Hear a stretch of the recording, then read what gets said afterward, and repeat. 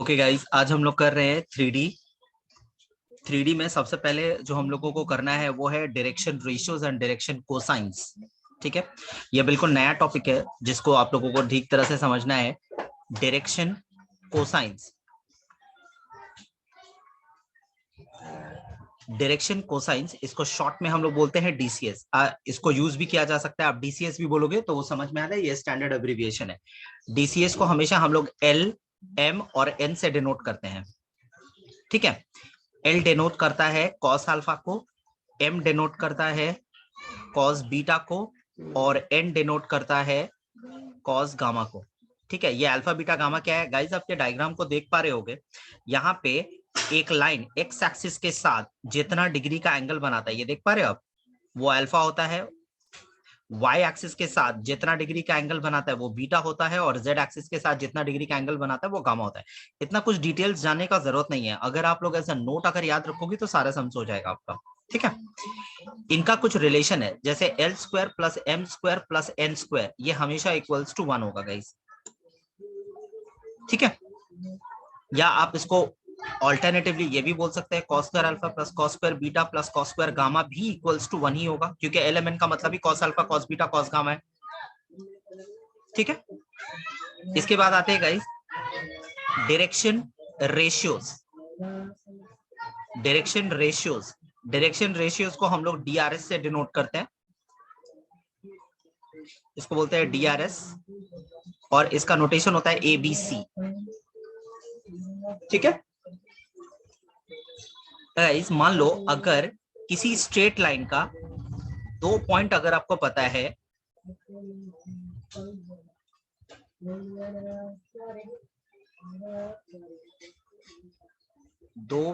अगर आपको पता है किसी भी स्ट्रेट लाइन का, मान लो x1, y1, z1 and x2, y2, z2, ये 2 पॉइंट पता और आपको बोला जाए कि आप उस लाइन का, मान लो ये ए पॉइंट है ये बी पॉइंट है, उस लाइन का डीसीएस निकालो जिस लाइन का 2 पॉइंट ए और बी है।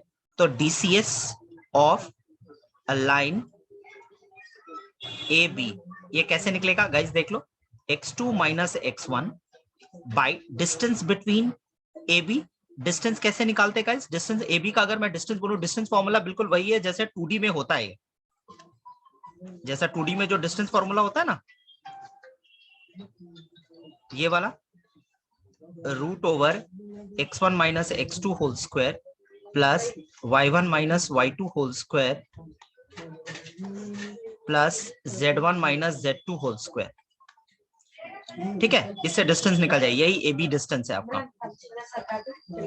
ठीक है, ये आपका ए बी डिस्टेंस है। ठीक है, ओके, तो डीसीएस निकलेगा ऐसे, x2 minus x1 by distance of A B, y2 minus y1 distance of A B, और z2 minus z1 distance of A B. ठीक है, यह डीसीएस निकालने का। अगर आपको बोला जाता कि 2 पॉइंट आपको पता है किसी भी लाइन के ऊपर का और आप उसका डीआरएस निकालिए, तो डीआरएस कैसे निकालते हैं, डीआरएस बिल्कुल स्ट्रेट ये हो जाएगा आपका x2 minus x1, y2 minus y1, z2 minus z1, sorry z2 minus z1, इसमें कोई divided by distance A B नहीं होगा। ठीक है, ओके, इसके बाद आपको बोला जा सकता है, जैसे अगर किसी भी दो लाइन का डीआरएस और डीसीएस, दो लाइन का डीआरएस आपको पता है और आपको पूछ सकता है कि आप उन दोनों लाइन के बीच का एंगल निकालिए, तो ये कैसे निकलेगा। अगर दो लाइन के बीच का, दो लाइन है उनका डीआरएस दिया हुआ है, या वो डीसीएस भी दे सकते हैं, आपसे पूछेगा आप उनका, उन दोनों लाइन के बीच का एंगल को निकालो, तो ये कैसे आएगा, देखो, if DCS of two lines are given, से मान लो पहले लाइन का डीसीएस है L1, M1, N1। गाइस, किसी किसी बुक में ये ऐसे ही रखा हुआ है, किसी किसी बुक में ये ऐसे लेस देन ग्रेटर देन वाले ब्रैकेट्स के अंदर बंद किया हुआ, तो दोनों में से कोई भी आप लिखोगे तो आपका चलेगा। ठीक है, और दूसरे लाइन का डीसीएस है L2 M2 N2। तो इन दोनों के बीच का एंगल मान लो अल्फा है, तो cos alpha is equal to formula हो जाता है L1 L2 plus M1 M2 plus N1 N2। ठीक है, ये तो हुआ जब डीसीएस दो लाइन का पता है। अगर आपको if DRS of two lines are given, अगर डीआरएस आपको दो लाइन का गिवन है और मान लो वो डीआरएस को एबीसी से डिनोट करते हैं, आप लोगों को बताया गया। मान लो ये है आपका A1 B1 C1, ये पहला लाइन का डीआरएस है, और दूसरा लाइन है आपका A2 B2 C2, ये दो लाइन का डीआरएस है। तो इन दोनों के बीच का एंगल मान लो अल्फा है, तो इसका निकालने का तरीका होगा A1 A2 plus B1 B2 plus C1 C2 whole divided by A1 square plus B1 square plus C1 square, ये एक स्क्वायर रूट के अंदर, into A2 square plus B2 square plus C2 square, ये आपका दूसरे ब्रैकेट दूसरे square root में, sorry. ठीक है, अगर डीसीएस है तो एंगल आप ऐसे निकालोगे, अगर डीसीएस गिवन है तो, और अगर डीआरएस गिवन है तो आपको एंगल इस फॉर्मूला से निकालना है। आई होप आप लोग समझ गए। ओके, अगर दो लाइन का डीसीएस या डीआरएस का प्रोडक्ट का सम अगर ऐसा हो जाए जैसे L1 L2 plus M1 M2 plus N1 N2, अगर ये इक्वल टू 0 हो जाए, या फिर डीआरएस का प्रोडक्ट का सम, जैसे डीआरएस का अगर A1 A2 plus B1 B2 product का सम अगर 0 हो जाता है बाय चांस, अगर ये 0 हो जाता है तो हम लोग बोलेंगे ये दोनों ही केस में lines are perpendicular, lines are perpendicular, दोनों लाइन एक दूसरे के ऊपर परपेंडिकुलर है। अगर L1 N2 plus M1 M2 plus N1 N2 equals to 0 हो जाए, या A1 A2 plus B1 B2 plus C1 C2 equals to 0 हो जाए, तो वो परपेंडिकुलर कहलाएगा। ठीक है, ओके। हाँ जी, can you please repeat the perpendicular thing? if the product of the sums of either DCS or DRS are equal to 0, then we call the two lines perpendicular to each other. ठीक है, सबको समझ आया? अगर दो पहला देख लो, L1 M1 N1 है और L1 L2 M2 है, तो उसका उन दोनों का प्रोडक्ट का सम अगर इक्वल्स टू 0 हो जाता है, डीसीएस का प्रोडक्ट का सम 0 हो जाए या डीआरएस का प्रोडक्ट का सम 0 हो जाए, दोनों ही केसेस में लाइन परपेंडिकुलर कहलाएगा। ठीक है, ओके। जैसे यहाँ पे पहला सवाल है, find the angle between the vectors with DRS 4 -3 5 and 3 4 5। Guys, यहाँ पे आपको दो लाइन का डीआरएस दिया गया है, ये आपका A1 B1 C1 है और ये आपका A2 B2 C2 है। अभी अभी मैंने आप लोगों को फॉर्मूला बताया, हम लोग मान लेते हैं let the angle be alpha. तो ये क्या हो जाएगा फॉर्मूला के according, cos alpha is equal to A1 A2 plus B1 B2 plus C1 C2 whole divided by root over A1 square plus B1 square plus C1 square into root over A2 square plus B2 square plus C2 square. ठीक है, तो A1 B1 C1 क्या हो जाएगा, 4 3 जा 12 minus 12 plus 25 whole divided by root over 16 plus 9 plus 25 9 plus 16 plus 25, ये होगा। अब जो भी आएगा इसका कंक्लूजन वो आपका फाइनल, ऊपर होगा 25, नीचे होगा आपका ये कितना होगा 5√2, ये 50 हो रहा है ना अंदर 5√2, और यहाँ पे भी 50 हो रहा है, ये भी होगा 5√2। अल्टीमेटली कितना हो गया guys, 25/50, that is equal to half. तो एंगल कितना हो गया, cos alpha is equal to half. तो हाफ का मतलब कितना होता है, हाफ का मतलब कितना होता है, cos 60 डिग्री। तो alpha is equal to π/3। Answer बोलो, क्लियर है ये? देखो तो,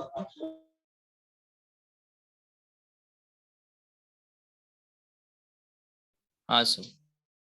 ओके ये बहुत स्ट्रेट है, जो नोट्स लिखाया गया है यहाँ पे उसको आप लोगों को माइंड में रखना है, तो सारे सम्स आराम से हो जाएंगे। P Q R are the vertices of a triangle P Q R, ठीक Sir, है? can you show the last slide once? या श्योर।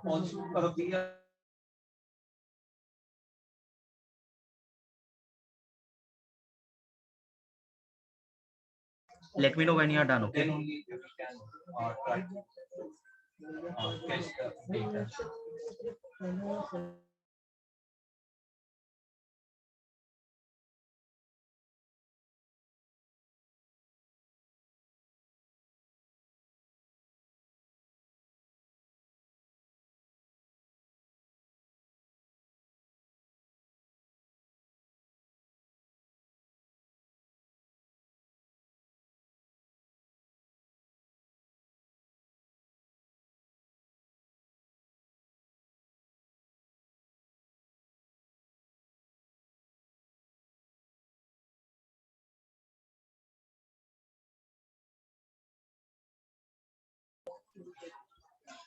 ठीक है, एक ट्राइंगल है पी क्यू आर वर्टिसेस है उसका, और उसका तीनों कोऑर्डिनेट्स गिवन है।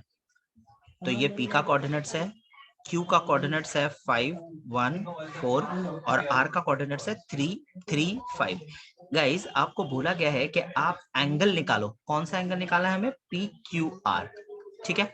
तो पी क्यू आर मतलब आपको क्यू एंगल मतलब ये एंगल निकालना है। तो गाइस आप ही लोग क्लियर देखकर बोलो, ये जो क्यू एंगल है ये किसके बीच में है? पी क्यू और क्यू आर के PQ बीच में and है। QR का तो डिस्टेंस गाइस आप ये निकालेंगे। डिस्टेंस नहीं अंजू, पीक्यू का डीआरएस निकालेंगे और क्यूआर का डीआरएस निकालेंगे। डीआरएस ऑफ पीक्यू, पीक्यू का डीआरएस निकालेंगे, क्योंकि फॉर्मूला एंगल निकालने के लिए जो फॉर्मूला चाहिए वो डीआरएस से बनता है।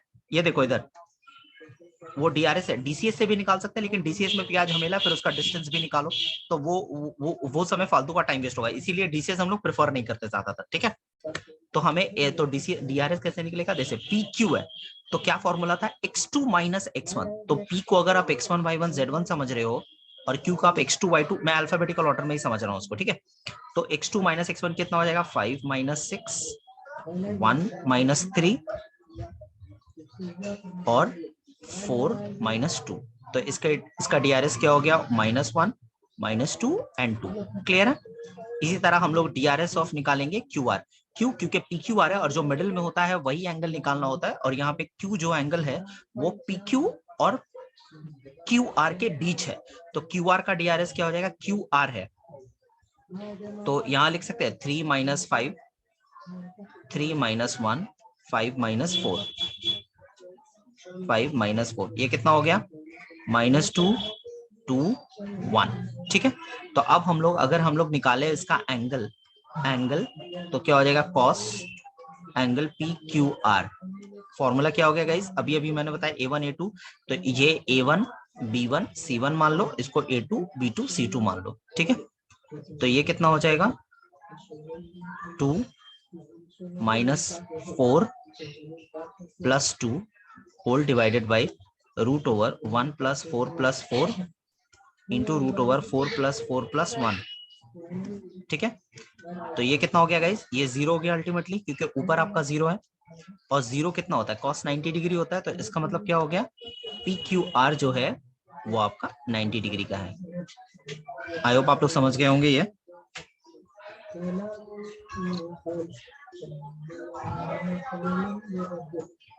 क्लियर है ये? हाँ जी। ओके,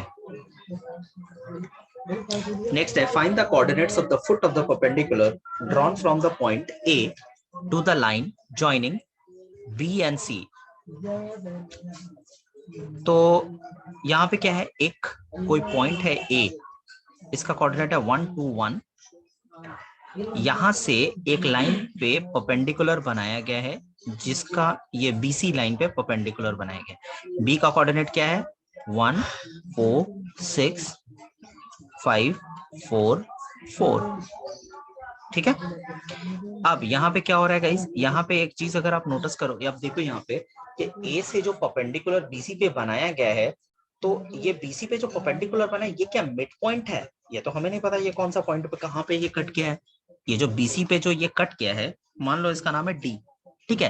तो ये डी पॉइंट क्या है, ये मिड पॉइंट है क्या है, हमें तो नहीं पता। यहाँ तो क्वेश्चन में नहीं बोला कि बाइसेक्ट कर रहा है एडी, क्वेश्चन में तो कहीं मेंशन नहीं है। हमें पता ही नहीं कि ये किसको, ये किस हिस्से, ये बीडी कितना पार्ट है और ये सीडी क्या लेंथ क्या है, ये तो हमें पता ही नहीं है ना।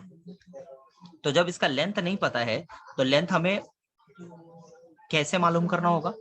अगर कोई पॉइंट, किसी लाइन को हम लोग जानते हैं, अगर हमें नहीं पता है कि उसका किस प्रोपोर्शन में उसने कट किया, तो हम लोग क्या करते हैं, let D divides K/1. Very good, divides BC in the ratio K/1, ठीक है। K/1 के रेशियो में डिवाइड कर रहा है, तो D का कोऑर्डिनेट क्या हो जाएगा, अगर हम लोग बोले तो D का कोऑर्डिनेट क्या हो जाएगा, D का कोऑर्डिनेट होगा 5 lambda plus 1 by lambda plus 1, section formula mx2 plus nx1 by m plus n, 4 lambda plus 4 by lambda plus 1, 4 Sorry, section lambda, form कौन सा है? सेक्शन फॉर्मूला mx2 प्लस, अगर एक पॉइंट मेरे भाई x1 x1 ये नहीं तो होता था सेक्शन फॉर्मूला, x1 y1 और x2 y2, अगर एक दो पॉइंट है, उसको किसी पॉइंट वो ने हाँ, m/n कितने के रेशियो में रेशियो में डिवाइड किट कर किया, रहे हो? हाँ वही तो कर रहा है। हाँ, अच्छा ये अच्छा। लैम्डा है, ठीक है, तुम ही तो बोला खुद ही है, तुम ही भूल गया, अच्छा रेशियो पता था, वो थोड़ी ना पता था। भूला है लड़का। चलो ये आ गया, ये हमारा आ गया क्या, डी पॉइंट, ठीक है, हमारा डी पॉइंट आ गया यहाँ सर पे, ये ये बार डी वापस बोल देंगे। ये सेक्शन फॉर्मूला है Tanuj, mx2 plus mx1 by m plus n और my2 plus n1 by m plus n, section formula जो लगाते हैं वही लगाया हम यहाँ पे। सर ये आप किस चीज में लगाए, कौन सा मेरे x1 भाई x2 आप बी सी, किसको लिए? ये x1 y1 z1, ये x2 y2 z2 और ये है लैम्डा इज टू 1, ये लैम्डा m है और 1 तुम्हारा n है। ओ समझ गए सर, हाँ हाँ समझ आया, जो सेक्शन फॉर्मूला नॉर्मली हाँ लगाते हैं हाँ वही लगाया है। ओके इसके हाँ बाद सर गाइस, समझ अब देखो यहाँ पे अगर आप ध्यान से नोटिस करोगे तो ये जो लाइन एडी है, ठीक है, एडी और जो लाइन बीसी है, क्या ये दोनों एक दूसरे के ऊपर परपेंडिकुलर नहीं दिख रहा है आपको, एडी और बीसी परपेंडिकुलर है। अभी अभी मैंने आपको बताया हाँ, कि दो लाइन अगर परपेंडिकुलर होता है तो दोनों लाइन का टीआरएस का प्रोडक्ट का सम इक्वल टू 0 होता है। ये वाला पार्ट देखो, ये देख पा रहे हो, होता है दोनों लाइन का डीआरएस का प्रोडक्ट का सम 0 होता है, यहीं से मुझे लैम्डा का वैल्यू मिल सकता है गाइस। अब यहाँ पे लेकिन उसके लिए हमें, क्योंकि एडी और बीडी, एडी और बीसी परपेंडिकुलर है, तो हमें एडी का भी स्लोप, सॉरी एडी का भी डीआरएस चाहिए होगा और बीसी का भी डीआरएस चाहिए होगा।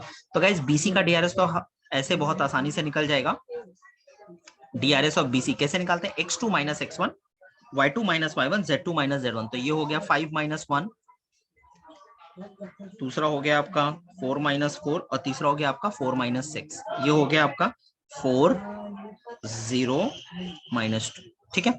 अब हमें डीआरएस निकालना है किसका, एडी का भी डीआरएस निकालना है गाइस। देखो डी कोऑर्डिनेट आपको नोन है, यहाँ पे डी कोऑर्डिनेट यहाँ पे आपको नोन है, ठीक है। तो आपको x2 माइनस x1 करना होता है, तो आप किसी को भी x2 x1 y1 z1 समझ लो, किसी को भी x2 माइनस x1, हम इसको ये वाले को हम x2 ये इसको हम x1 y1 z1 समझ रहे हैं, ठीक है, और d को x2 y2 z2 समझ रहे हैं, ठीक है। तो यहाँ पे क्या हो जाएगा 5 lambda plus 1 by lambda plus 1 minus 1, दूसरा होगा 4 lambda plus 4 by lambda plus 1 minus 2, तीसरा वाला होगा 4 lambda plus 6 by lambda plus 1 minus 1, जो अल्टीमेटली आपको देगा 4 lambda by lambda plus 1, 2 lambda plus 2 by lambda plus 1, तीसरा होगा 3 लैम्डा प्लस 5 लैम्डा प्लस 1। तो ए बीसी और एडी का आपको डीआरएस पता है आपको, ठीक है। यहाँ पे हम लोग लिखेंगे since AD is perpendicular to BC, ठीक है। तो क्या हो जाएगा डीआरएस का प्रोडक्ट का सम, तो डीआरएस का प्रोडक्ट का सम का मतलब क्या हो गया गाइस, डीआरएस का प्रोडक्ट का सम मतलब हो गया this into this plus this into this plus this into this equal to 0, सही बोल रहे हैं। तो ये क्या हो गया गाइस, हम लोग यहाँ पे बोल सकते हैं 4 into 4 lambda plus lambda plus 1 plus 0 into 2 lambda plus 2 by lambda plus 1 plus -2 into 3 lambda plus 5 divided by lambda plus 1 equals to 0। ये लिख सकते हैं। डीआरएस का प्रोडक्ट का सम 0 किया मैंने, तो इसको जब आप लोग सॉल्व करोगे, एलसीएम ले लो, एलसीएम तो सबका सेम ही आना है, ये वाला पार्ट तो ऐसे भी 0 है, इसको इग्नोर ही करो, ये तो 0 है पूरा, है ना। आप अगर लैम्डा, अगर आप इसका ऊपर होगा आपका 16 लैम्डा, यहाँ पे होगा आपका -6 लैम्डा -10, और लैम्डा +1 को आप उड़ा के उस तरफ फेंक दिए तो वो 0 हो चुका है ऑलरेडी। तो यहाँ पे कितना हुआ गाइस, यहाँ पे हो गया आपका 10 लैम्डा इज इक्वल टू 10, तो लैम्डा का वैल्यू क्या आ गया 1। लैम्डा का वैल्यू क्या हो गया 1, राइट। तो लैम्डा का तुमसे पूछा था कि आप फुट ऑफ द परपेंडिकुलर निकालो, फुट, तो फुट ऑफ द परपेंडिकुलर कौन है, डी है ना। तो गाइस जब आपको लैम्डा का वैल्यू परफेक्टली पता है, ये लैम्डा का वैल्यू अगर आप यहाँ पे पुट करोगे तो क्या आपको foot of the perpendicular known नहीं होगा, होगा, foot of the perpendicular known हो जाएगा अगर हम लोग लैम्डा का वैल्यू को पुट करें तो।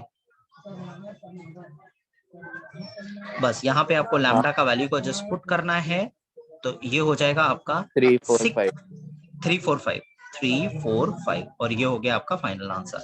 इस तरह का क्वेश्चन पूछा जाता है एग्जाम में जनरली, ठीक है। Foot of the perpendicular and all निकालने के लिए बोलता है। सर एक बार आप चेक कीजिए ना, आपको भेजा है, दूसरा टाइप से किया है हम। Next sum, find the direction cosines of the line which is perpendicular to the line with direction cosines proportional to this। अब यहाँ पे क्या होता है, यहाँ पे लैंग्वेज की वजह से स्टूडेंट ज्यादातर कंफ्यूज हो जाता है, उसको ऐसा लगता है कि ये जो कोऑर्डिनेट्स दिया, ये जो दिया गया है ये डीसीएस है, ऐसा लगता है, क्योंकि यहाँ लिखा है direction cosines proportional to. Guys कभी भी डायरेक्शन कोसाइंस अगर प्रोपोर्शनल लिखा रहता है, डायरेक्शन कोसाइंस अगर प्रोपोर्शनल है, तो इसका मतलब ये है कि वो डीआरएस का बात कर रहा है, ना कि डीसीएस का। और देखो यहाँ पे अगर तुम इसकी हालत को देखोगे तो डीसीएस में मैंने बार बार बोला है, जब भी आप डीसीएस लिखते हो तो उसके नीचे कुछ ना कुछ रहेगा, क्योंकि अगर तुम डीसीएस निकालने का तरीका अगर देखोगे, यहाँ पे देखो, ये हमेशा डीसीएस में कुछ ना कुछ नीचे डिस्टेंस रहता है। अब तुम लोग बोलोगे डिस्टेंस तो 1 भी हो सकता है डिस्टेंस 1 आया हो इसीलिए वो लोग नहीं लिखा, बात सही है, डिस्टेंस 1 हो सकता है, लेकिन जब भी ये word direction cosines proportional to लिखेगा, आप समझ जाना कि ये डीआरएस है ना कि डीसीएस है, याद रहेगा। बात समझ आया, इसमें गड़बड़ ना करे, डायरेक्शन कोसाइन जैसे प्रोपोर्शनल टू लिखता है, ये डीआरएस का बात कर रहा है, ये ना कि डीसीएस का बात कर रहा है, ठीक है। क्वेश्चन उसको आंसर में डीसीएस चाहिए तो कोई प्रॉब्लम नहीं है, अगर हमें डीआरएस पता चलेगा तो उसको डीसीएस में कैसे कन्वर्ट करते हैं वो मैं बताऊंगा आपको, ठीक है। तो सबसे पहले यहाँ पे क्या बोला है, find the DRS, find the DCS of a line which is perpendicular to the, मतलब कोई मेरा जो रिक्वायर्ड लाइन है वो इस लाइन के साथ भी परपेंडिकुलर है और इस लाइन के साथ भी परपेंडिकुलर है। तो गाइस क्योंकि यहाँ पे ये डीआरएस है तो हम लोग भी अपना लाइन का पहले डीआरएस ही लेंगे। Let the DRS of the perpendicular of the required line be A B C, ठीक है। गाइस क्वेश्चन में क्लियर मेंशन किया है, मेरा जो रिक्वायर्ड लाइन है वो लाइन इस लाइन के साथ भी परपेंडिकुलर है, तो इसका मतलब क्या हो गया, इसका डीआरएस और इसका डीआरएस का प्रोडक्ट का सम इक्वल टू 0 होगा। तो बाय प्रॉब्लम ये कितना हो गया गाइस, इसको बोल सकते हैं a minus 2b minus 2c equals to 0 and, और मेरा जो रिक्वायर्ड लाइन है वो इस लाइन के साथ भी परपेंडिकुलर है, तो ये कितना हो गया 0 into A plus 2b plus 1c equals to 0। बात समझ आया, ये होगा क्योंकि जब दो लाइन परपेंडिकुलर होता है तो दोनों का डीआरएस का प्रोडक्ट का सम इक्वल टू 0 होता है। मान लो कोई लड़का क्वेश्चन में जैसे बोला है कि डीसीएस निकालो, अब लड़का क्या कर रहा है, वो एबीसी एलिमेंट डीसीएस ले रहा है, लेकिन मेरे भाई डीसीएस और डीआरएस को आप कैसे कैलकुलेट करोगे, दोनों को मिक्स करके, डीआरएस का डीआरएस के साथ में होगा और डीसीएस का डीसीएस के साथ में, क्योंकि दोनों ही आपको डीआरएस में दिया हो तो आप अपना लाइन का डीआरएस ही लेट करो, बाद में जब एबीसी का वैल्यू आएगा हम उसको डीसीएस में कन्वर्ट कर देंगे, ठीक है।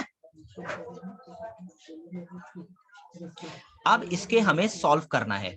गाइस कैसे सॉल्व करते हैं इसको, कोई बता सकता है? 3 वेरिएबल है, 2 इक्वेशन है, इसको हमेशा क्रॉस मल्टीप्लिकेशन मेथड से सॉल्व करना है। 0 है, बाबू लेकिन फिर भी ए 0 है तो क्या तुम बी और सी का वैल्यू निकाल पाओगी? नहीं निकलेगा कभी भी। Solving 1 and 2 by cross multiplication. छोटे क्लासेस में 9 में जब पहला बार इक्वेशंस आता है सॉल्व करने को, तो हम लोगों को टीचर अपना जान बचाने के लिए बहुत आसानी से वो ये सिखाता है कि आप एलिमिनेशन मेथड करो और उसे फटाफट सॉल्व करो, लेकिन अभी वो चीज आपको यहाँ पे काम नहीं करेगा। यहाँ पे एलिमिनेशन से साइन सॉल्व ही नहीं कर पाओगे। ठीक है, तो कितने लोगों को यहाँ पे क्रॉस मल्टीप्लिकेशन मेथड आता है? सच सच बोलो। किसी को वो नहीं आता आता? है, मेरे को आता है। हमको आता अंजू, है सर। अच्छा ठीक है।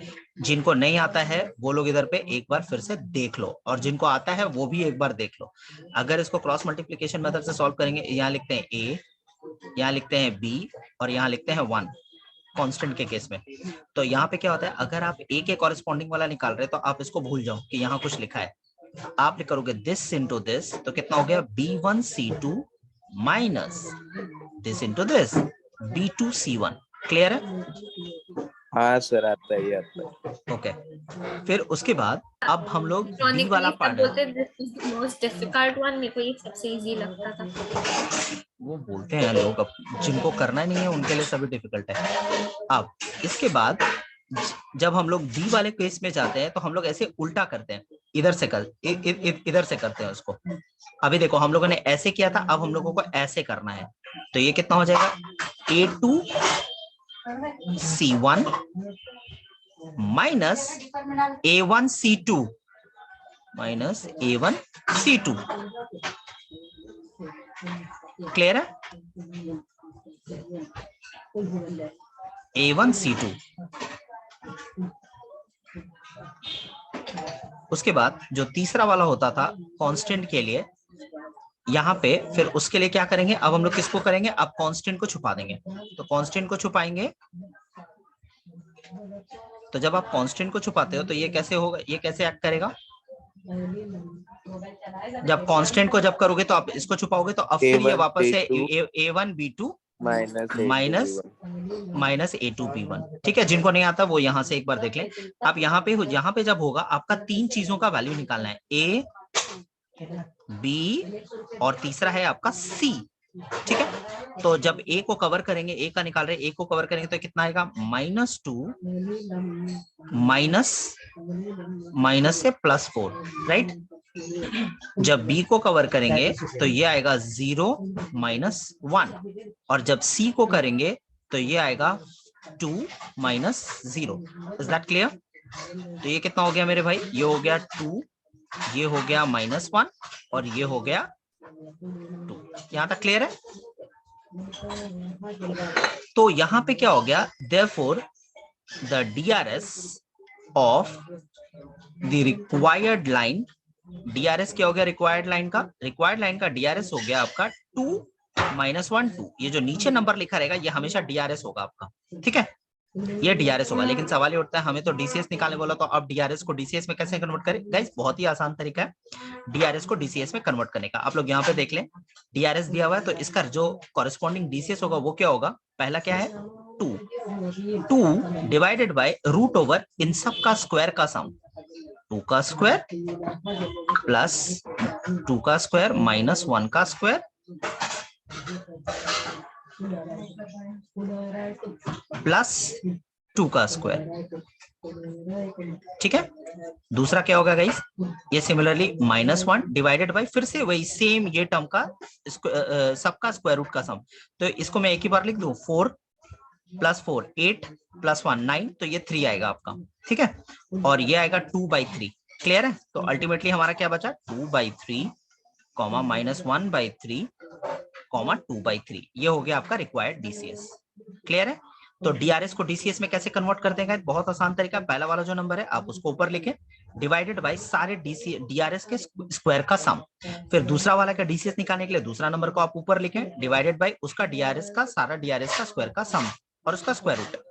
तीसरा वाले के लिए फिर जो तीसरा DRS है आप उसको लिखें, नीचे क्या हो गया, सभी DRS का स्क्वायर का सम और उसका स्क्वायर रूट। क्लियर है कि DRS से DCS में कैसे कन्वर्ट करते हैं?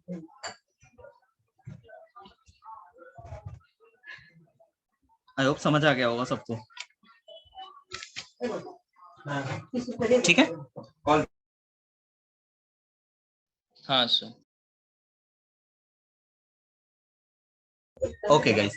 Next sum, find the DCS of the sides of the triangle whose vertices are this, and also find the angles of the triangle.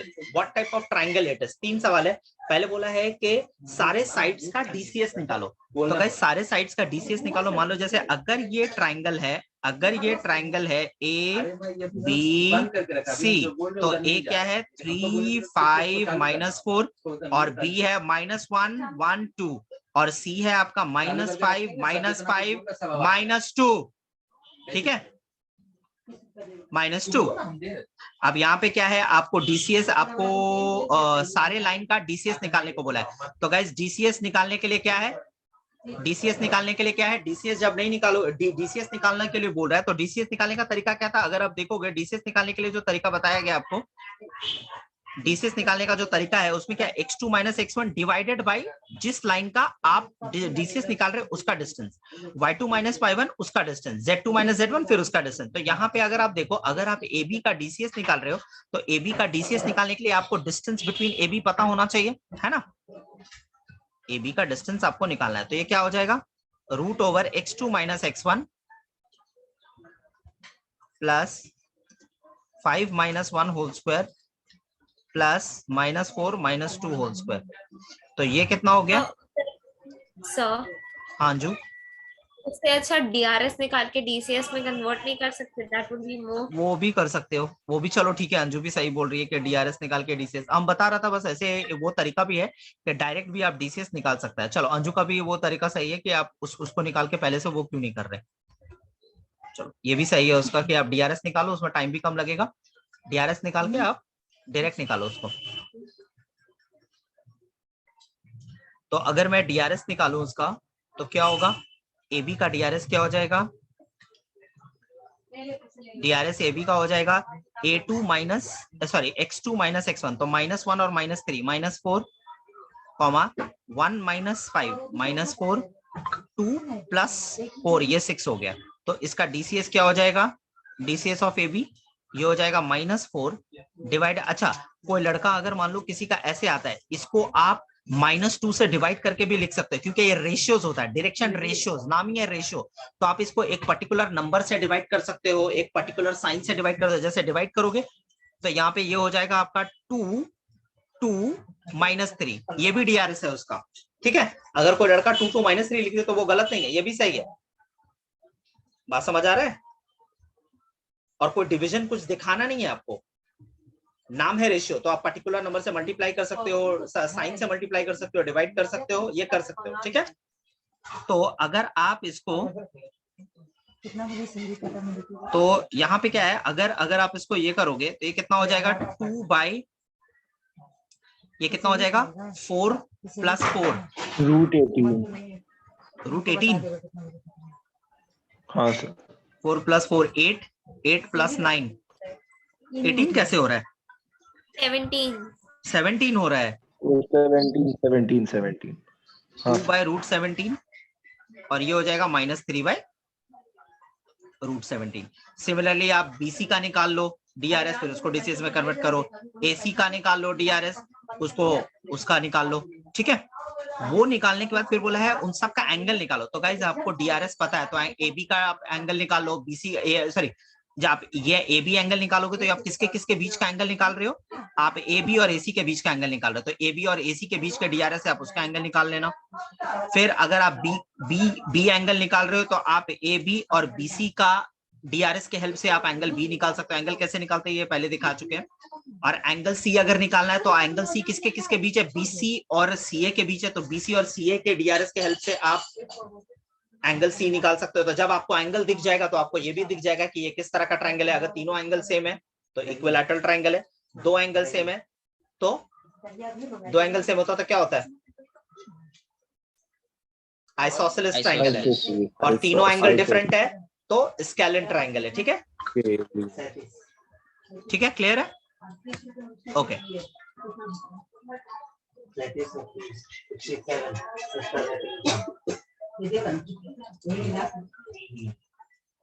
Okay Anju, it's okay. if L1 M1 N1 and L2 M2 N2 be the direction cosines of two lines, show that the direction cosines of the line perpendicular to the both are proportional to this, this and this. इसमें एक question का मतलब क्या है? सबसे पहले दो line का डीसीएस आपको गिवन, देखो क्वेश्चन में क्लियर मेंशन किया ये डीसीएस है, ये प्रोपोर्शनल नहीं है, ठीक है, क्लियर बोला ये डीसीएस है, ठीक है। तो दो लाइन का डीसीएस आपको गिवन है, ठीक है, और हमें क्या बोला गया है, दो लाइन का अगर डीसीएस हमें पता है, हमें बोला है show that the direction cosines of the line perpendicular to both are proportional to this. तो गाइस क्या है, हमारा जो लाइन होगा उसका, क्योंकि ये डीसीएस गिवन है गाइस, तो जाहिर सी बात है हमें अपना लाइन का भी डीसीएस, लेकिन देखो यहाँ पे बोला प्रोपोर्शनल टू, तो गाइस प्रोपोर्शनल टू का क्या मतलब बताया आपको? सर 0 होता है। नहीं मेरा लाल, प्रोपोर्शनल टू का मतलब डीआरएस होता है, बोला मैंने। 10 वाला न्यूटेला भी तो चलेगा। प्रोपोर्शनल टू वर्ड, 0 होता है। हाँ परपेंडिकुलर तो 0 होगा ही। देखो जैसे अगर मैं ले लूं कि लेट L1 M2 M2 दे दिया, तो let LMN be the DCS of the required line, ठीक है।